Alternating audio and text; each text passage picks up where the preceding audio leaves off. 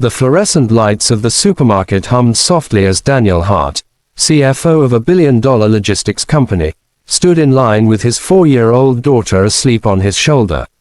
His life was full of numbers, meetings, and silence. Since his wife passed away 2 years ago, loneliness had become his constant companion. Ahead of him stood a young woman holding a baby wrapped in a faded pink blanket. Her coat was thin, her eyes red, and her hands shook as she placed a can of baby formula on the counter. "I need to return this," she whispered. The cashier glanced at the receipt. "Ma'am, this item was purchased with assistance funds. We can't refund it." The woman swallowed hard. I just need the money. I'll try to feed her something else." Daniel felt something tighten in his chest. The baby stirred softly, unaware of the weight of the moment. The mother turned away, her shoulders slumped, clutching her child as if apologizing for not being enough. Daniel had signed million-dollar deals without blinking, but this scene broke him. Section 2. One decision, one conversation.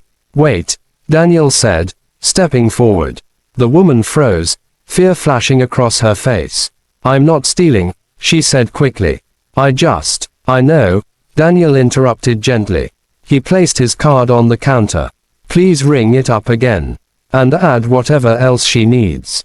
The cashier hesitated, then nodded. Tears welled up in the woman's eyes. "You don't have to do this. I want to," Daniel replied. As the items were packed, Daniel learned her name was Emily. A single mother, recently laid off, rent overdue, no family nearby. She hadn't eaten properly in 2 days. Everything went to her baby. Daniel saw himself in her exhaustion. Different lives, same loneliness. He handed her his card.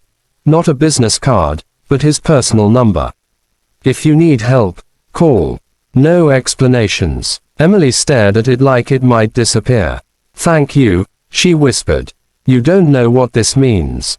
Daniel watched her leave, unaware that this small act would be the most important decision of his life.